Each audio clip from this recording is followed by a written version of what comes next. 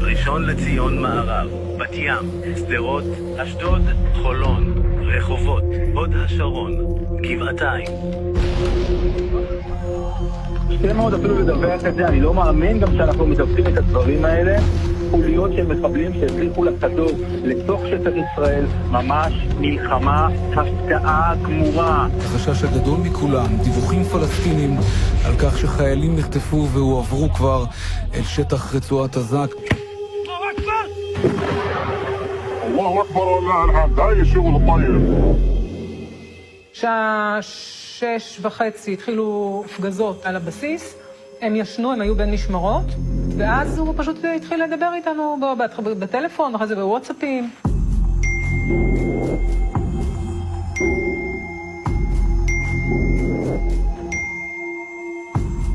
התעוררתי מצלצול טלפון, שאלתי אותו מה קרה.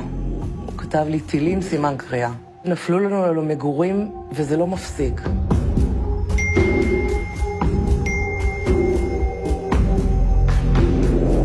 התקשרתי לשאול מה קורה אצלם. רעש, אזעקות, בומים.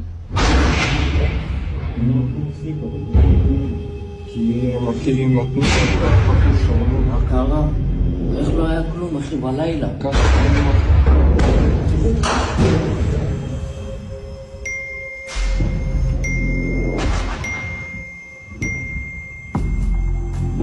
אמרתי, יש איזה מפקד, מישהו שאומר לכם מה צריך לעשות, מה אתם עושים? הוא אומר, לא, בינתיים לא הצלחנו לראות את אף אחד.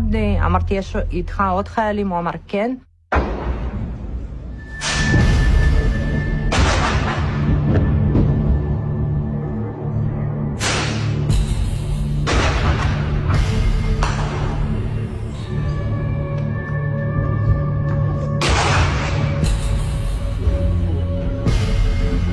פיצוצים אדירים מסביב, הם חשבו שזה טילים, ובעצם פוצצו עם חומרי נפץ את המתק.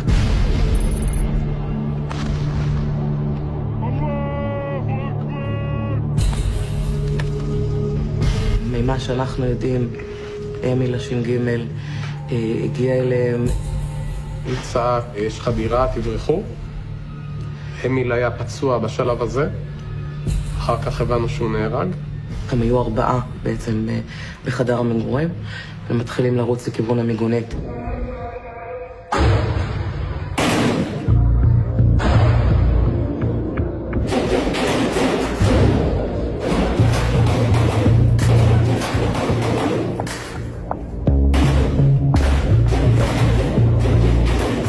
הוא אמר לי שהוא שומע קולות של ערבים מחוץ למיגונית.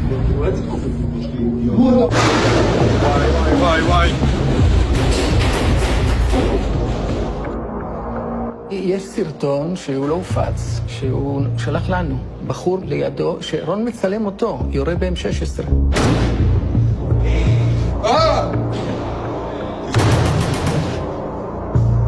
אז הבנו שזה רציני.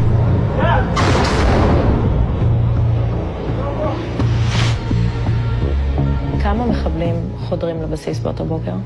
להבנתנו הם פרצו משני מוקדים, 12 מחבלים מהגדר, איפה שהייתה פלוגה של חיילי גולני, שנרצחו כולם, והייתה עוד חדירה מהש"ג של כ6-7 מחבלים שחדרו משם גם עם מטען מאוד גדול.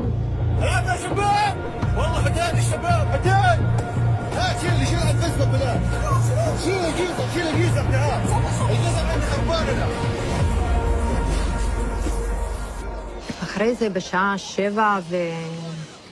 7:10 בערך הייתה עוד שיחה. ניק אמר, הכל בסדר, אל תדאגי, הכל יהיה טוב, וטלפון נכבה.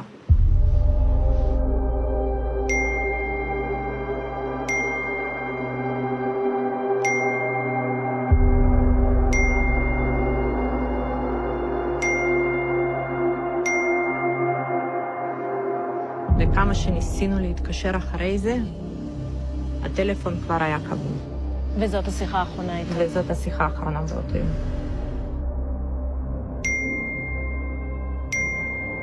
כתבתי לו, תשמור על עצמך, ותעדכן אותי. הוא אמר, אני אשתדל.